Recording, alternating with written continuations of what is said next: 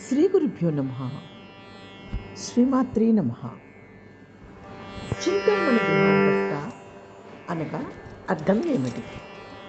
ఐశ్వర్యయుగం శ్రీ లలితా మాతృనామాలకు గురువుల వ్యాఖ్యానం. చింతామణులతో నిర్మించబడిన గృహం లోపల అమ్మవారు నివసిస్తుంటుంది. శ్రీమద్దేవి భాగవతంలో 12వ స్కందంలో అమ్మవారి నివాస స్థానమైన మణిద్వీపం గురించి వర్ణనను వేదవ్యాసుల వారు అపూర్వ రీతిలో అందించారు.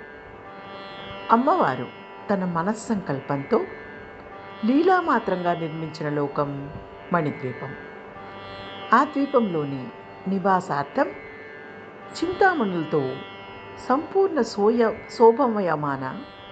శోభాయమాన గృహం అమ్మ నిర్మించుకున్నదని వర్ణించారు. బ్రహ్మాండ పురాణంలో చింతామణి గృహం మొత్తం మణి నిర్మితం అని ఉంది. పూర్వం దేవతలను క్షీరసాగర మదనం చేస్తే అందులో నుండి ఒక చింతామణి పుట్టగా అదే మా భాగ్యం అని వారంతా పొంగిపోయారు. అదే అమ్మవారి గృహంలోనైతేనో అన్నీ చింతామణులే. తలుచుకున్న వెంటనే ఏది కావాలంటే అది ఇచ్చే మణిని చింతామణి అంటారు. చింతామణి సకల లోకాలను అందించే దివ్యమణి. పంచబ్రహ్మాసన స్థిత అనగా అర్థం ఏమిటి? ఐశ్వర్యయోగం శ్రీ లలితా మాతృనామాలకు గురువుల వ్యాఖ్యానం.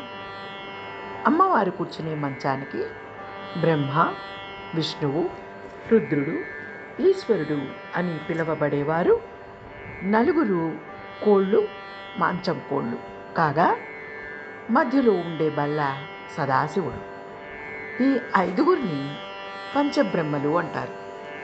ఇటువంటి వారితో నిర్మింపబడిన అత్యంత విశిష్ట ఆసనంపై అమ్మవారు కూర్చుని దర్శనమిస్తుంది. కాబట్టి అమ్మకన్నా గొప్ప శక్తి మరొకటి లేదని గ్రహించాలి. నమఃశివాయ చ నమఃశివాయ. బలం గురోర్ ప్రవర్తతాం.